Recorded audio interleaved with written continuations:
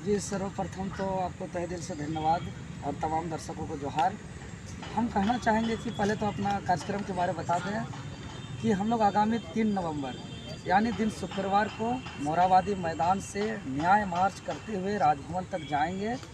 और राजभवन के समक्ष महाधरना देते हुए महामहिम राज्यपाल से शिकायत दर्ज करेंगे कि झारखंड राज्य के अंदर चाहे वो आयोग की बात करें या सरकार की बात करें, सब के सब छात्रों के भविष्य को बर्बाद किया जा रहा है, छात्रों का जन भावना को कत्ल किया जा रहा है, उनके भविष्य को कुठाराघात किया जा रहा है। जैसा कि आप लोग ने लगातार कवरेज कर रहे हैं पिछला आंदोलन में और उसके दरमियान और उसके बाद भी कई सभा संबोधन के दरमियान कितना कैमरा के समक्ष हमने बार बार कहा है कि बिना ठोस नियोजन नीति के स्पष्ट रूप से नियुक्ति नहीं दिया जा सकता है। लेकिन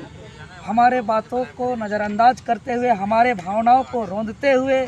जो है कि सत्ता का धौंस जमाते हुए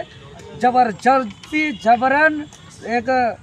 कॉल रिकॉर्डेड सर्वे का हवाला देते हुए परीक्षा लिया और आज उसका नतीजा देखिए सामने है। हम कम शब्दों में बताना चाहेंगे, चाहे वो कन्या अभियंता जूनियर इंजीनियर की मामला हो या तो नगर पालिका संवर्ग सेवा संयुक्त प्रतियोगिता परीक्षा की बात हो या लैब असिस्टेंट टेक्नीशियन की बात हो या पीजीटी की बात हो या जो आने वाला सचिवालय और उत्पाद सिपाही को भी हम नहीं नकार सकते। लेकिन जो परीक्षा हो गया, अगर कन्या अभियंता की हम बात करें तो विगत 27 जुलाई को कार्मिक विभाग को एक आवेदन दिया था कि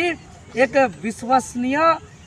जो टीसीएस का आधिकारिक आयोन डिजिटल सेंटर है उसी परीक्षा केंद्र पर परीक्षा लिया जाए और पिछला परीक्षा सिर्फ और सिर्फ शुद्ध रूप से टीसीएस आयोन डिजिटल सेंटर पे ही तमाम परीक्षा लिया गया था। लेकिन इस बार उस पत्र का कार्मिक विभाग का आवेदन का अवहेलना करते हुए आयोन डिजिटल सेंटर जो शुद्ध रूप से है उसके अतिरिक्त dummy centre non ion digital centre में परीक्षा हुआ, जिसका सिवा इन्फोटेक की हम बात करें जो 28 सितंबर को जो परीक्षा हुआ था, परीक्षा के एक सप्ताह बाद यानी 4 परीक्षा दिवस के बाद बिना स्पष्ट कारण बताए 6 अक्टूबर को परीक्षा रद्द कर दिया जाता है। अब बताइए, कन्या अभियंता के छात्र को ठोस जानकारी भी लेने का अधिकार नहीं है। इससे यही इशारा हो रहा है कि कहीं ना कहीं क्वेश्चन लीक हुआ था। अगर हम लैब असिस्टेंट टेक्नीशियन की बात करें तो आंसर की जारी किया है लेकिन रेस्पॉन्स की जारी नहीं किया है, जिसके वजह से कई ऐसे छात्र दावा ठोक रहे हैं कि हम 95% से अबव लाए हैं, जिसका रिजल्ट नहीं है। लेकिन आज कहीं चुनौती नहीं दे पा रहा क्योंकि उसके पास रेस्पॉन्स की नहीं है।